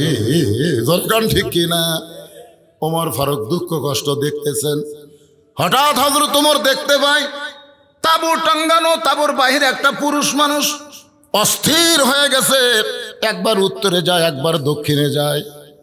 তাঁবু টাঙ্গানো, তাঁবুর বাহিরে একটা পুরুষ মানুষ। জোরে কোন কি মানুষ? পুরুষ মানুষ অস্থির হয়ে যাওয়া লক্ষণ ভালো। অস্থিরতা থাকবে মেয়েদের মধ্যে। জোরে কোন কার মধ্যে? কারণ জান্নাতের মধ্যে আগে অস্থির কে হয়েছিল? হাওয়া না আদম? বুঝতে পারতেছে না? গন্ধম গাছের কাছে আগে কে গেছিল? হাওয়া। মেয়েরা হবে অস্থির আর পুরুষ হবে স্থির। শত কষ্টের মধ্যেও পুরুষকে অস্থির হওয়া যাবে? কথা বলেন না কেন? যাবে? যাবে না ভাইজান। মেয়েরা অনেক সময় অস্থির হতে পারে, মেয়েদের কথা আলাদা। আল্লাহ কোরআনেও বলেছেন, আর রিজালু কাওয়ামুনা আলান নিসা, পুরুষেরা থাকবে উপরে, নারীরা থাকবে কোথায়? উপরে যদি পুরুষ থাকে নারীরা কুড়ি থাকবে, এটা বলা লাগবে। তা আমাদের বাংলাদেশের পুরুষেরা একটু সজাগ হন তো। আমরা বহুদিন মেয়ে মানুষের নিচে ছিলাম, আর যেন ভবিষ্যতে কোনো মেয়ে মানুষের নিচে যাওয়া না লাগে, আগামীতে যেন পুরুষেরাই সব কিছু করে, এটা একটু দেখার চেষ্টা করার দরকার আছে না নাই? আল্লাহ কবুল করুক, জোরে করে আমিন। ওমর ফারুক দেখলেন তাঁবুর বাইরে একটা পুরুষ মানুষ অস্থির হয়ে উত্তরে যায় দক্ষিণে যায়। আল্লাহ রাসূল বলেছেন, কাউকে যদি তুমি শান্তি দিবার চাও সবচাইতে বড় দোয়া হলো সালাম দেওয়া। জোরে কন কি দেওয়া? আচ্ছা, আপনারা কবর যখন জিয়ারত করবার যান আপনার প্রথম কি দোয়া পড়েন নাকি সালাম দেন? এখান থেকে প্রমাণ হয়ে গেল যতই দোয়া পড়েন সবচাইতে বড় দোয়ার নাম হলো সালাম। আসসালামু আলাইকুম ইয়া আহলাল কুবুর। কবরে সালাম দিয়ে কি উত্তর আসে? উত্তর আসে না। তারপরে সালাম দেওয়া দিতে হবে দোয়ার জন্যে। ওমর ফারুক লোকটাকে স্থির করার জন্য সালাম দিলেন, আসসালামু আলাইকুম ইয়া আব্দুল্লাহ। লোকটা সালামের উত্তর দেয় না। ওমর ফারুক আবার সালাম দিলেন, আসসালামু আলাইকুম ইয়া আখি। লোকটা সালামের উত্তর দেয় না। ওমর ফারুক আবার যখন সালাম দেওয়ার জন্য যেই বলছে আসসালামু, সঙ্গে সঙ্গে লোকটা বলে, এই মিয়া বারবার আমাকে সালাম দেশ কেন? বারবার আমার কি জন্য সালাম দেশ? আমি কত বড় বিপদে আছি তুই জানিস? ওইটা যে হযরত ওমর ওই লোকটাকে জানে, কারণ চোরের মতন একা একা ঘুরতেছে অর্ধ জাহানের খলিফা, এটা বিশ্বাস হয়। তুমি আমারে বারবার সালাম দাও, আমি এমন বিপদের মধ্যে আছি, তোমার দোয়া দিয়ে আমার কোনো কাজ হচ্ছে না। ওমর ফারুক লোকটার সামনে গিয়ে বলে, আপনার কি বিপদ ভাই? আপনার বিপদটা কি? লোকটা বলতেছে, হযরত ওমর যেদিন থেকে আল্লাহর কোরআন দিয়ে রাষ্ট্র চালায় সেদিন থেকে মানুষের কাছে দিনও যা রাতও তাই। জোরে কন্যা সুবহানাল্লাহ। ওই লোকটা হযরত ওমরের সামনেই বলতেছে, হযরত ওমর যেদিন থেকে আল্লাহর কোরআন দিয়ে রাষ্ট্র চালায় সেদিন থেকে মানুষের কাছে দিনও যা রাতও তাই। আমাদের বাংলাদেশে বর্তমানে দিন আর রাত কি সমান? এখন কিন্তু রাতের বেলা আমরা বক্তারা খুব বিপদে আছি। অনেক রাস্তা তেল তেলা হলেও কিন্তু আমরা যাবার পারতেছি না, চোর ডাকাতের ভয়ে আমরা ভাঙ্গা রাস্তা নিরাপদ মনে করে বাড়িতে আসতেছি। এই হাসিনা যাওয়ার পর থেকে বুঝলেন এতই সন্ত্রাসী বেড়ে গেছে ভাইজান, রাস্তার মধ্যে যেটি সেটি চিনতে। এখন হয়তো বলবেন হুজুর আপনি হাসিনার তারিফ করতেছেন। আচ্ছা, আমাদের বগুড়া শহরের দিকে তাকালে মাঝে মধ্যে হাসিনার কথা মনে হয় না? তল দেও গাড়ি যায়, উপর দেও গাড়ি যায়, এটা করলো কে? কথা কর না কেন, এটা কে করলো? যে ওবায়দুল কাদের আজকে মরিছে না বাসে আছে, এই নিয়ে ফেসবুকে খুব ঝড় উঠতেছে। আর যাই হোক, আমরা কিন্তু রাস্তাঘাট ভালোবাসি, তোর এখন কথা ঠিক কিনা? যেটা হাসিনার ভালো বড়াই লাগবে ভাইজান, বড়াই লাগবে। কিন্তু হাসিনার সবচেয়ে যেটা খারাপ করছে সেটা হলো আলেম ওলামাদের সঙ্গে, ইসলামের সাথে, ইসলামী শিক্ষার সাথে গাদ্দারি করেছে। জোরে কোন কথা ঠিক কিনা? কথা বলেন। এক আল্লামা সাইদি হুজুরকে যদি হাসিনা ছাড়া দিত, বাংলার মুসলমান অর্বর এত রাগ করত না। কিন্তু জেলখানায় বন্দি রেখে তাকে আবার হাসপাতাল নিয়ে গিয়ে হত্যা করলো। এই যে ভারতের কথা মতো হাসিনা চলার কারণেই অধিকাংশ মানুষ হাসিনার এত ভালো কাজ দেখেও কিন্তু তারা তার উপর খেপে গেছে। কথা বলেন ঠিক? হ্যাঁ, আমি ভবিষ্যতে যারা বাংলাদেশের ক্ষমতার মসনদে বসবেন তাদেরকে বলতেছি, খবরদার এই ভারতের পক্ষ অবলম্বন করেন না। কারণ বাংলার মুসলমান আর যাই হোক, ভারতের দালালি তারা পছন্দ করে। জোরে কন না কেন করে? কেন করে না? যেই ভারত আমাদের 400 বছরের পুরাতন বাবরি মসজিদ ভাঙ্গা ওই জায়গায় রাম মন্দির তৈরি করলো। ভারতে মন্দির বানানোর বহু জায়গা আছে, কিন্তু কোনো জায়গায় ফাঁকা জায়গায় মন্দির না বানায়া মসজিদ ভাঙ্গা সে জায়গায় মন্দির বানানোর পর থেকে বাংলার মুসলমানের কলিজার মধ্যে ভারত হলো 1 নম্বর শত্রু। ধরে কোন ঠিক কিনা? একটু মনোযোগ দেবেন। বাংলার মুসলমান নামাজ যদি নাও পড়ে, তারপরেও তারা কিন্তু মসজিদকে ভালোবাসে। বাসে না ভাইজান? আমার এলাকার 2 বেনামাজি গন্ডগোল লাগে, বলতেছে বিশ্বাস যদি না করিস মসজিদ ছুঁয়া কোমরে চ। ওরা কিন্তু নামাজ পড়ে না। তা আমি কইলাম কে রে ভাই নামাজ পড়িস? কয় না। তো মসজিদ? কয় মসজিদ আল্লাহর ঘর হুজুর, আমরা বিশ্বাস করি। শোনেন, মুসলমানের নামাজ না পড়লো মসজিদকে তাদের জীবনের চাইতে বেশি ভালোবাসে। কথা কন ঠিক কিনা? এই জন্য ভারত বাবরি মসজিদ ভাঙ্গার পর থেকে আমাদের কলিজার মধ্যে একটা আগুন আছে না নাই? এই ভারতের পক্ষে যারা কথা বলবে বাংলার মুসলমান তাদেরকে সহ্য করবে না। কথা প্রসঙ্গে কথা আসলে বললে আপনাদের বললাম একটু খেয়াল করবেন। লোকটা বলতেছে হযরত ওমর যখন আল্লাহর কোরআন দিয়ে রাষ্ট্র চালায় তখন প্রত্যেকটা মানুষের জন্য দিনও যা রাতও তাই। তুমি জানো না, তুমি জানো না। কি কি ভাইজান কি না? শোনেন, আজান আজান কি জন্য? নামাজের জন্য, ঠিক না? আজানের উত্তর দেওয়া মানে কি? সবাইকে দেওয়া লাগবে না, এখান থেকে যে কোনো একজন উত্তর দিলেই চলবে। আর আজান দেওয়া মানে আমাদেরকে নামাজের জন্য ডাকতেছে। ধরে কোন কথা ঠিক কিনা? এখন আমরা নামাজ পড়বো না? এ ভাই, এখানে যত মানুষ বসে আছেন আমরা কি এসে নামাজ পড়বো না? প্রতিদিন হয়তো যে টাইমে পড়তাম আজকে সেখান থেকে 1 ঘন্টা 1 ঘন্টা পরে যদি পড়ি অসুবিধা হবে? কোনো সমস্যা আছে? যারা নামাজ পড়বে তারা ঈশার নামাজ না পড়ে কোনোদিন ঘুমাতে পারবেন না। বিশ্বাস যদি না হয়, আপনি যারা 5 ওয়াক্ত নামাজ পড়েন একদিন ঈশার নামাজ না পড়ে আপনি ঘুমানোর চেষ্টা করেন তো দেখি কত বড় মরদ আপনি ঘুমাতে পারেন। নামাজের জন্য ঈশার নামাজ হলো সবচাইতে বড় ঘুমের ট্যাবলেট। আপনি যখন নামাজ আদায় করবেন আপনি দেখবেন সুন্দর মনে ঘুম পাড়বেন। নামাজ পড়বেন না, ঘুমও ধরবি না। এই জন্য আমরা যারা এখানে ওয়াজ শুনতেছি আমরা কি নামাজ পড়বো না? আমাদের যে মসজিদকে কেন্দ্র করে আজকের মাহফিল, এই মসজিদে আজান দিলেই আমরা ওয়াজ বন্ধ করে দেব। সমস্যা আছে? একটা সময় আছে ভাইজান, আমি যে ওয়াজটা ধরছি একটা কমপ্লিট লাগবে না? এই জন্য আপনারা আনসান করেন না। যারা পিছনে দাঁড়িয়ে আছেন আপনারা আল্লাহর রাস্তায় বসেন, বসেন, সবাই বসেন। বসার জায়গা যতক্ষণ আছে আল্লাহর রাস্তায় একটু বসেন। সবাইকে অনুরোধ করতেছি আপনারা বসেন। আর যারা বসে আছেন যদি কারোর সামনে ফাঁকা থাকে, ফাঁকা যদি থাকে আল্লাহর রাস্তায় একটু জমে জমে চেপে চেপে বসেন। শীতের রাত চাপা বসলে কি সমস্যা আছে? যদি ফাঁকা যার সামনে আছে তাকে বলবো একটু জমে বসেন, আর যারা পিছনে রাস্তায় দাঁড়িয়ে আছেন সবাই আল্লাহর রাস্তায় বসেন, একটু জিকির করেন লা ইলাহা ইল্লাল্লাহ, জোরে লা ইলাহা ইল্লাল্লাহ, লা ইলাহা ইল্লাল্লাহু মুহাম্মাদুর রাসূলুল্লাহ। সকলে বলি সাল্লাল্লাহু আলাইহি ওয়াসাল্লাম। কি জানো করলো আবার হঠাৎ এরকম হাত দিয়ে কি করো বাবা? কি সুন্দর মাইকের সাউন্ড। আরে পাগলা, বগুড়া জেলার মধ্যে যত বক্তা আছে আমার চাইতে ভালো মাইক কেউ চেনে না। না সাউন্ড বাড়িয়ে দেওয়ার দরকার নাই তো, যেটা আছে সেটাই থাকে। কি আজান তো হবেই রে পাগলা, আজান হবে না? আমি দেখছি, আমি যে সুতরাপুর একটা ফ্ল্যাট আছে ওখানে যখন শুয়ে থাকি দেখি 3টার সময় আসরের আজান হয়, আবার দেখি 4:45 আসরের আজান হয়, আবার দেখি 4:15 আসরের আজান হয়। আপনি কোনটার উত্তর দিবেন? এই কথা কোনটার উত্তর দিবেন? 3টাটার দিবেন?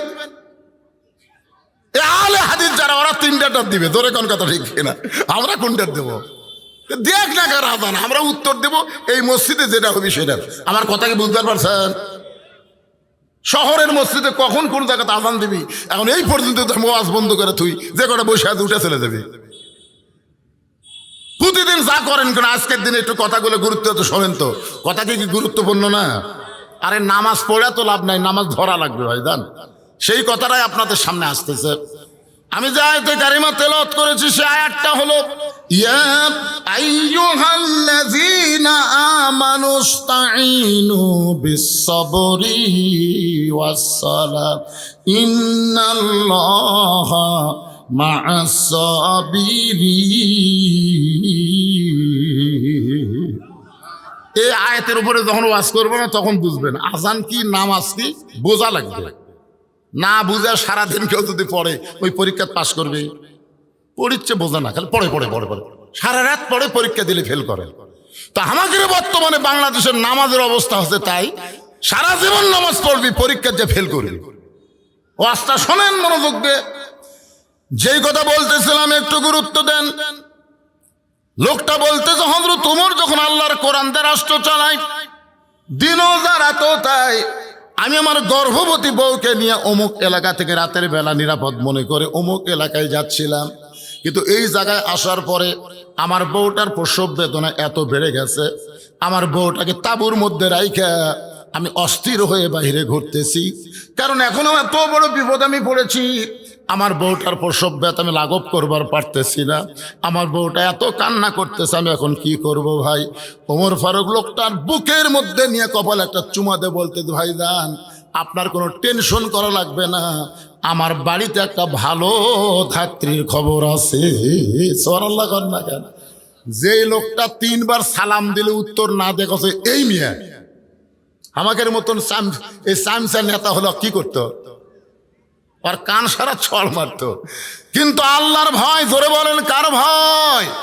আল্লাহর ভয়। হযরত ওমর বললেন তোমার কোনো টেনশন নাই, কোনো চিন্তা করো না, একটু ধৈর্য ধরো, আমার বাড়িতে ভালো একটা ধাত্রী আছে। এই বলে হযরত ওমর এক দৌড়ে বাড়িতে আসলেন, এক দৌড়ে বাড়িতে এসে দরজায় সালাম দিলেন, আসসালামু আলাইকুম ইয়া আহলাল বাইত।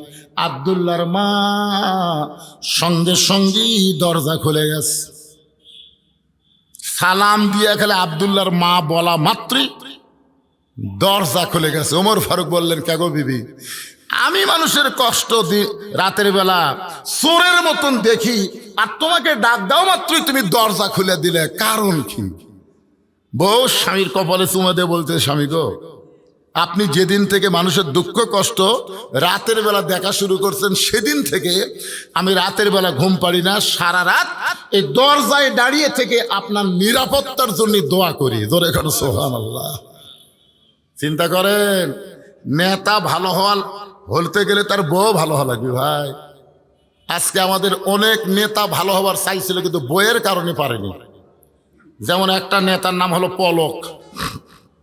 পলকের নাম শুনছেন? ফান্দে পড়িয়া পলক কান্দে রে, পলক এত টাকা কামাই করছে, 1000 কোটি টাকা। এখন পলকের বউ বেগম পাড়ায় মশা মারতিছে, আর পলক জেলখানার মধ্যে কষ্টে জীবন যাপন করতেছে। ধরে কোন কথা ঠিক কিনা? আমি অন্য কোনো নেতার কথা বলি না, সব নেতাই বুড়া বয়সে বাড়ির থাকার চাইতে জেলত যাওয়াই ভালো। কারণ বুড়া মানুষ খালি ফ্যাস ফ্যাস করে, ওই বাড়িতে না থাকে হয় চিল্লা না হয় জেল, যে কোনো একটা ভালো। ধরে কোন কথা ঠিক কিনা? বুড়া মানুষ খালি চিল্লা চিল্লি করে। একজন বলতে চিল্লা চিল্লি যদি বন্ধ করবার চাও, আর চিল্লাত পেটে দাও। এই চিল্লাত যাওয়া ভালো নয়, জেলত যাওয়া ভালো। কিন্তু পলক একটা যুবক মানুষ, এই পলকের বউ যদি আজকে ভালো হতো তাহলে পলক এই বিপদের মধ্যে পড়া লাগতো না। ওমর ফারুক বলে, বিবিরে তুমি কি জান্নাতে যাওয়ার চাও? ওমর ফারুকের বউ মুচকি মুচকি হেসে বলে, স্বামী গো, জান্নাতে সবাই যাওয়ার চায়। ওমর ফারুক বললেন, জান্নাতে যদি যাবার চাও তাহলে এইগুলো জিনিস নিয়ে তাড়াতাড়ি বের হও। একটা মেয়ে প্রসব ব্যথায় ভুগতেছে, সেই মেয়েটার বাচ্চা খালাস করতে গেলে যে যেই জিনিস লাগবে সেই জিনিসগুলো নিয়ে তাড়াতাড়ি আমার সঙ্গে বের হও জান্নাতে যাওয়ার জন্য। হযরত ওমরের বিবি ওমরের সঙ্গে রওনা দিলেন। তাঁবুর উল্টা পৃষ্ঠা দিয়ে বউকে ঢুকাই দিলেন তাঁবুর ভিতরে ঢুকাই দিয়ে ওমর ফারুক লোকটাকে বলতেছেন, ভাইজান, ভালো ধাত্রী তাঁবুর মধ্যে ঢুকেছে, আপনার কোনো টেনশন নাই, আপনি কোনো চিন্তা করেন না। এই কথা যখন বারবার বলতেছে, এমন সময় ওমর ফারুকের বউ বলি, আমির আল মুমিনিন, আপনার বন্ধুকে খবর দেন আপনার বন্ধুর বিবি এবং বাচ্চা ভালো আছে। আপনার তো সুবহানাল্লাহ বলেন। উমর ফারুক তাকায় দেখো, ওই লোকটা মাটির পড়ে আস। কারণ উমর ফারুকের বউ যখনই বলেছে, আমির আল মুমিনিন, আপনার বন্ধুকে খবর দেন তার বিবি বাচ্চা ভালো আছে, লোকটা তখন বুঝবার পারছে যে এই লোকটা আমাকে তিনবার সালাম দিল, আমি সালামের উত্তর দিলাম না। এই লোকটা সাধারণ কোনো মানুষ না, এই লোকটা হলেন হযরত ওমর।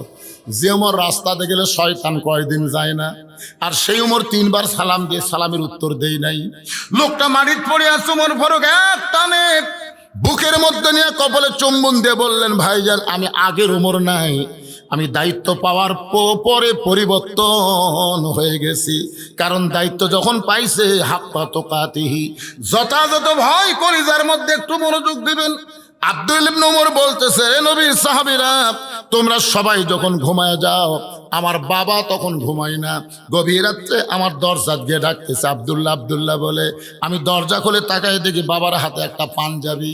আমি খুশি হয়ে বললাম, বাবা, বাইতুল মাল থেকে আমার একটা পাঞ্জাবি দিল, আপনি গভীর রাত্রে আর একটা দিবার আইছেন।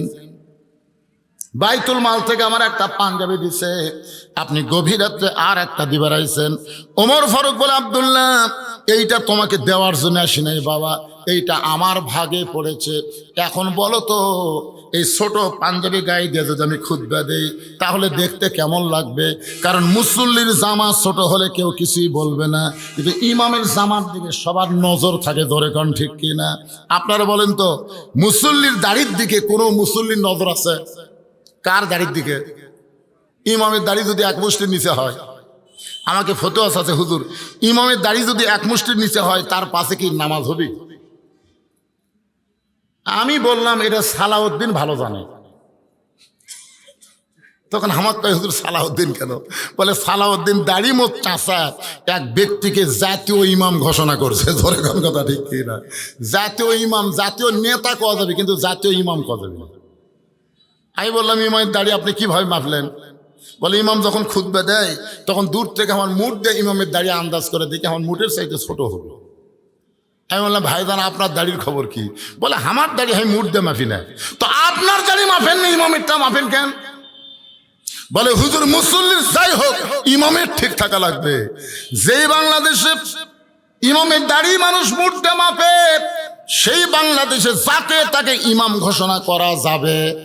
কথা বলেন, জোরে কথা বলেন, যাবে? ওমর ফারুক বললেন, আব্দুল্লাহ, তোর পাঞ্জাবিটা আমাকে দান করে দে। আব্দুল্লাহ বলে, গভীর রাত্রে আমার পাঞ্জাবি আমার বাবাকে দান করে দিলাম। আমার পাঞ্জাবি বাবার পাঞ্জাবি একত্র করে বাবা লম্বা জুব্বা বানায় খুতবা দেয়। এখন বলো, বাবার খুতবা শোনা যায় কিনা যায়? সমস্ত সাহাবীরা চিল্লায় বলে, আত্তাকুল্লাহ হাক্কা তুকাতিহি, আল্লাহর ভয় যখন যথাযথ দুনিয়াতে চালু হয়ে যাবে, তখন মুসলমানেরা এমন ভালো মানুষকে নেতা হিসাবে দেখতে পাবে। লিল্লাহে তাকবীর। ওয়ালা তামুতুন্না ইল্লা ওয়া আনতুম মুসলিমুন। মুসলমান যদি মরতে চায়, যার তার আইন মানা যাবে না, আল্লাহর কোরআনের আইন মেনে চলতে হবে, তারপরে মুসলমান হয়ে মরা সহজ হবে। আর মুসলমান হয়ে কেউ যখন মৃত্যুবরণ করবে, তাকে কবরের কোনো চিন্তা করা লাগবে না। আল্লাহ কোরআনে বলেন, ইন্নাল্লাযীনা ক্বালু রাব্বুনাল্লাহু সুম্মা ইসতাকামু তাতানাজ্জালু আলাইহিমুল মালাইকা আল্লা তাখাফু ওয়া লা তাহজানু ওয়া আবশিরু বিল জান্নাতিল্লাতী কুনতুম তুআদুন।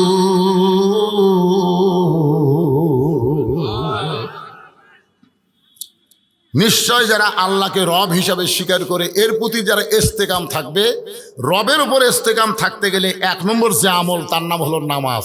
জোরে কোন, তার নাম কি? আচ্ছা, কোনো বেনামাজি যদি কবরে যায় আর কোনো নামাজি যদি কবরে যায়, আপনার বলেন তো তফাৎ কি? নামাজি কবরে গেছে মানে আসরের নামাজ জামাতে আদায় করছে, মাগরিব জামাতে আদায় করছে, এশার নামাজ জামাতে আদায় করছে, কিন্তু ফজর আসার আগে লোকটা মারা গেছে। আবার হয়তো ফজরের নামাজ জামাত আদায় করছে, জোহর আসার আগে লোকটা মারা গেছে। এই লোকটাকে যখন কবরে রাখা হবে, মুনকির নাকির এসে সর্বপ্রথম তাকে প্রশ্ন করবে, মান রব্বুকা, তোমার রবকে, তোমার রবকে। ওই লোকটাকে যখন প্রশ্ন করবে, ওই লোকটা মুখই খুলবি না, মুখ বন্ধ থাকবি। ওই লোকটার পক্ষে নামাজ দাঁড়িয়ে যাবে। কে দাঁড়াবে? নামাজ দাঁড়িয়ে বলবে, এই মুনকির নাকির, কাকে রব সম্পর্কে প্রশ্ন করতেছো? কাকে? তুমি বলো, যেই লোকটা কবরে শুয়ে আছে, এই লোকটা কখন থেকে নামাজ শুরু করছে তুমি জানো? মুনকির নাকির বলে, আমি জানি না। যখন মৃত্যুবরণ করেছে তখন পর্যন্ত কত ওয়াক্ত নামাজ পড়ছে তোমার হিসাব আছে? এই মুনকির নাকির, দৈনিক কয় রাকাত নামাজ? ফরজ কয় রাকাত, সুন্নত কয় রাকাত? তখন মুনকির নাকির কয়, কে রে? এই লোকটাকে মান রব্বুকা প্রশ্ন করার সাথে সাথে খেপলো কেন? কয়, পাগলা, আমি ওর নামাজ রে ওই মসজিদের যাই নিয়ত করে বলতেছে আলহামদুলিল্লাহ রব্বিল আলামিন, রুকুত যায় বলেছে সুবহান রব্বিয়াল আজিম, সেজদা দিয়ে বলে সুবহান রব্বিয়াল আলা। এতবার রব রব রব রব করিয়া কেবল কবরতে এসে আরামের ঘুম দিছে, আর তুই এসে মান রব্বুকা। এই এতবার যে দুনিয়াতে রবের জিকির করছে, মরার পরে আবার রব। মুনকির নাকির কয়, আল্লাহ ধরা খাসি। আল্লাহ, আল্লাহকে কি ধরা খাসো? তোমার বান্দাকে মান রব্বুকে প্রশ্ন করার সাথে সাথে নামাজ যে খেপা খেপছে, আল্লাহ বলে যে নামাজ নিয়ে কবরে আছে, ওর রবের উত্তর সহ সব উত্তর হয়ে গেছে। তোরে করছো আর আল্লাহ, এই জন্যে আপনার নামাজ ছাড়া যাবে না, নামাজ নিয়ে যাবেন। এখানে যত মানুষ বসে আছেন, আপনারা বলেন তো, এখান থেকে বাড়ি যাবার পারবেন তার গ্যারান্টি কার আছে? একটা লোক দাঁড়িয়ে বলে, হুজুর আমার বাড়ি এদের শাকপালা সবচেয়ে সামনে, আমি বাড়ি যাবই। একটা লোক বলেন তো। বাড়ির যদি যাবার গ্যারান্টি না থাকে, তাহলে মাগরিব বাদ দিয়ে কারা কারা ওয়াজ শুনতেছেন? এই মাগরিব বাদ দিয়ে কারা কারা ওয়াজ শুনতেছেন? আমার ওয়াজের পরে এশার নামাজের জামাত হবে, আপনাকে সবাই নামাজ পড়বেন? হাত তুলবার বলতেছে না। অনেক বেনামাজিও তালের মাথায় হাত তুলবি, বুঝতেছেন না? আপনারা হয়তো জানেন না, নামাজ সম্পর্কে এমন কথা আছে, লা সালাতা লা ঈমানা, যার নামাজ নাই তার ঈমানই নাই। লা সালাতা লা দীনা, যার নামাজ নাই তার ধর্মও নাই। বাইনাল আবদি ওয়াল কুফরি তরকুস সালাত, বান্দার কাফের মধ্যে পৃথক করার জিনিসটার নামই হলো নামাজ। এই নামাজ বাড়িতে পড়লে হবে না, এই নামাজ 17 রাকাত মসজিদে জামাতের সঙ্গে আদায় করা লাগবে। জোরে কোন ঠিক? আর এই নামাজ সম্পর্কে আল্লাহ বলেছেন, যারা আমাকে বিশ্বাস স্থাপন করেছো, আস্তাঈনু বিস-সাবরি ওয়াস-সালাত ইন্নাল্লাহা মা'আস-সাবিরিন, যারা আমাকে বিশ্বাস স্থাপন করেছো, আমি আল্লাহর কাছে যদি তোমরা কিছু পাওয়ার চাও, তাহলে ধৈর্য আর নামাজের মাধ্যমে চাও। আল্লাহর কাছে পাওয়ার গেলে কি লাগবে? ধৈর্য, নামাজ, ধৈর্য। আচ্ছা বলেন তো, ধৈর্য আর নামাজ একসাথে আল্লাহ কেন বললেন? কারণ আমাদের সব কাজে ধৈর্য আছে, খালি একটা কাজে ধৈর্য নেই, সেটা হলো নামাজ। আপনি 5 মিনিট পরে জামাত শুরু হবে, কয় মিনিট পরে? আপনি 5 মিনিট আগে তো কোনোদিন ঢোকেন না, আজকে হঠাৎ ঢুকিছেন মনে করে, কোনোদিনও কিন্তু আকামত দেওয়ার আগে ঢোকি না, কিন্তু আজকে হঠাৎ মনের ভুলে 5 মিনিট আগে ঢুকেছে, ঢুকে বারবার খালি ঘড়ি দেখতেছে, বারবার নিজে দেখে আবার পরেরটা বলতেছে, ভাই দেখ তোর কয় মিনিট আছে, এখনো 3 মিনিট ভাই। ওও খুব দুর্বল হয়ে বলতেছে এখনো 3 মিনিট ভাই।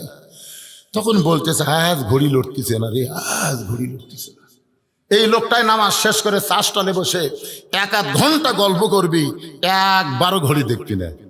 কথা কন না কেন, ঠিক কিনা? কারণ সবচাইতে মসজিদের মধ্যে গেলে মানুষ অস্থির হয়ে যায়। আসলে দোয়া পড়তেছে, আল্লাহুম্মা তাহলি আবওয়াবা রহমাতি, এমন একটা রহমতের দরজা দিয়ে তোমার ঘরে ঢুকলাম, যতক্ষণ মসজিদে নামাজের জন্য অপেক্ষা করবেন ততক্ষণ আল্লাহ তাআলার অবারিত রহমত আপনাদের উপর বর্ষণ হবে। জোরে কান সুবহানাল্লাহ।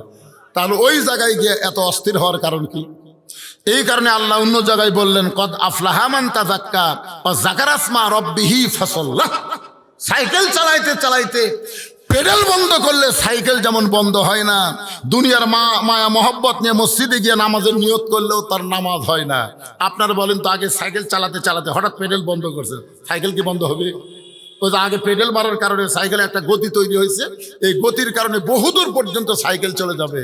আপনি দুনিয়ার ব্যবসা বাণিজ্য করতে করতে, দুনিয়ার কাজ কাম করতে গিয়ে মসজিদে যাই, আল্লাহু আকবার আল্লাহু আকবার কে যে নিয়ত বানছেন, তখন মিন শারিল ওয়াসওয়াসিল খান্নাস, ভিতরে শয়তান বলতে, তুই যে তাড়াতাড়ি তালা দিয়ে মসজিদের মধ্যে আসলি, তোর চাবি। নিয়ত করার আগে কিন্তু শয়তান বলবি না, নিয়ত করার সাথে সাথে বলতো চাবি রে। তখন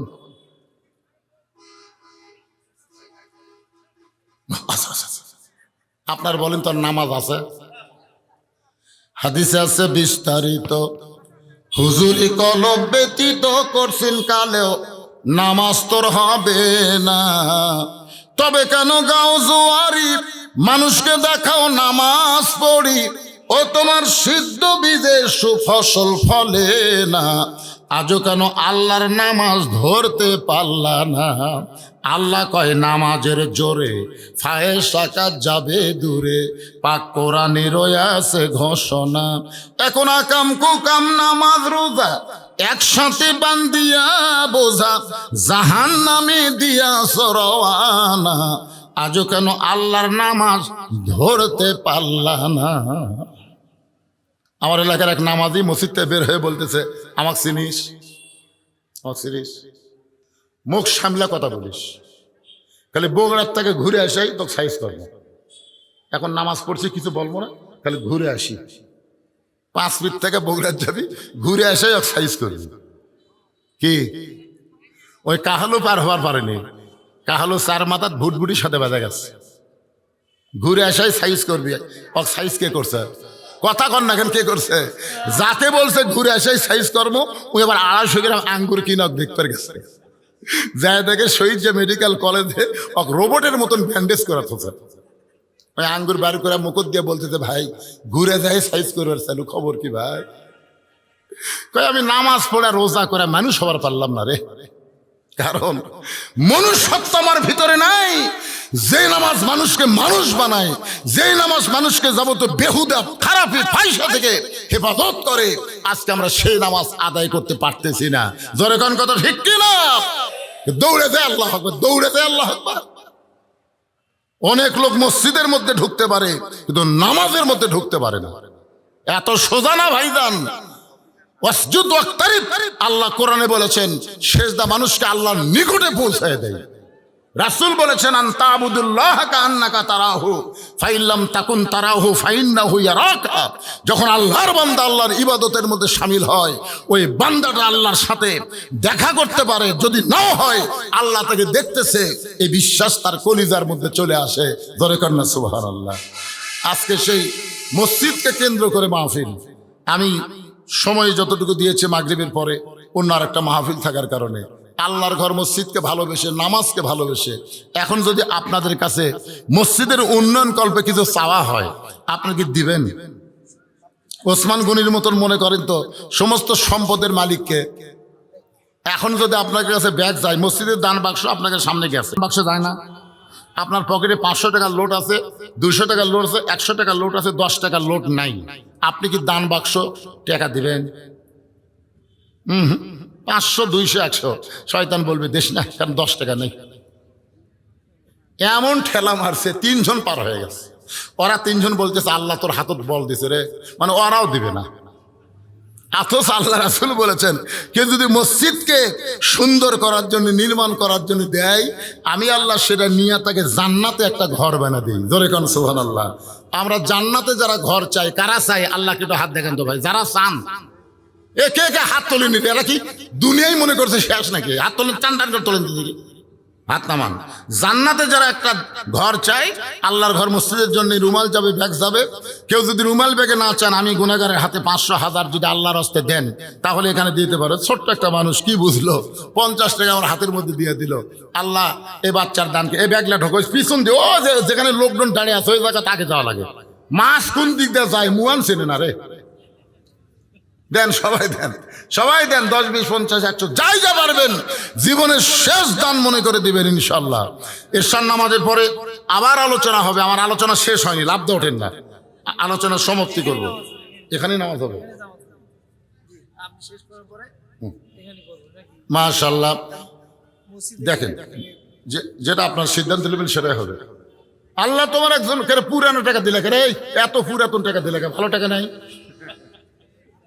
মাশাআল্লাহ। আল্লাহ তোমার একজন পাগল 500 টাকা দান করছে আল্লাহ, আর একজন 100 টাকা, আর একজন 200 টাকা দান করছে আল্লাহ।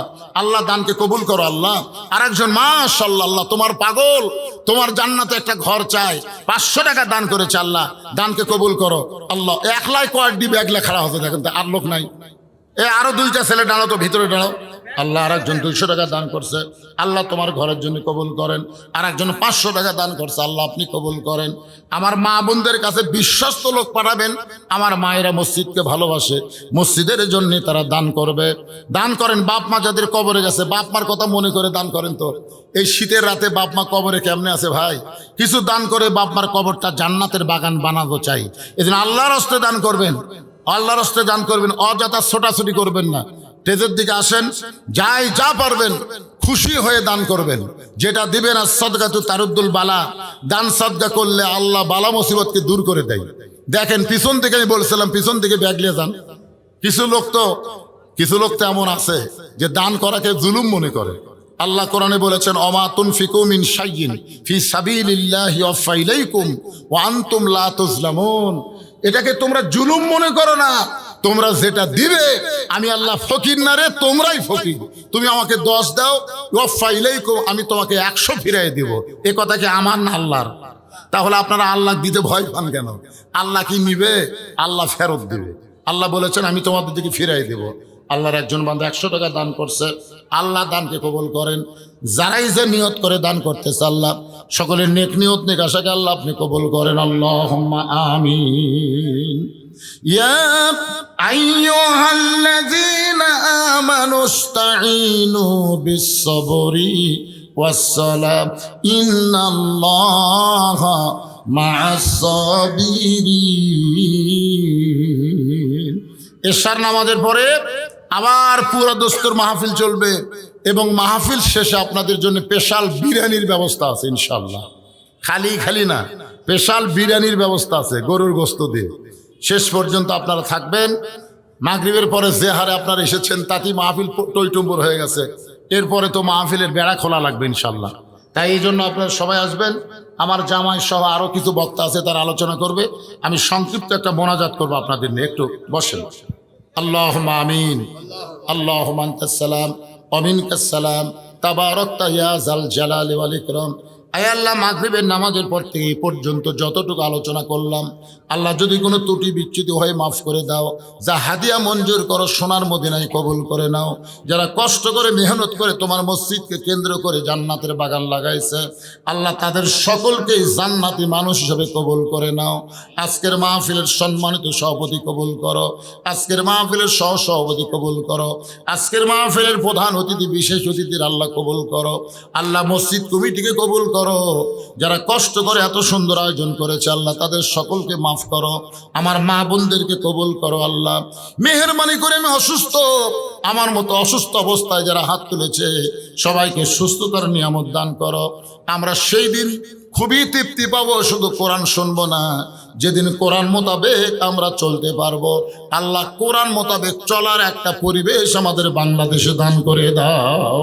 সুবহান রাব্বিকা রব্বিল ইজ্জাতি আম্মা ইয়াসিফুন ওয়া সালামুন আলাল মুরসালিন আলহামদুলিল্লাহি রাব্বিল আলামিন। আসসালামু আলাইকুম ওয়া রাহমাতুল্লাহি ওয়া বারাকাতুহু।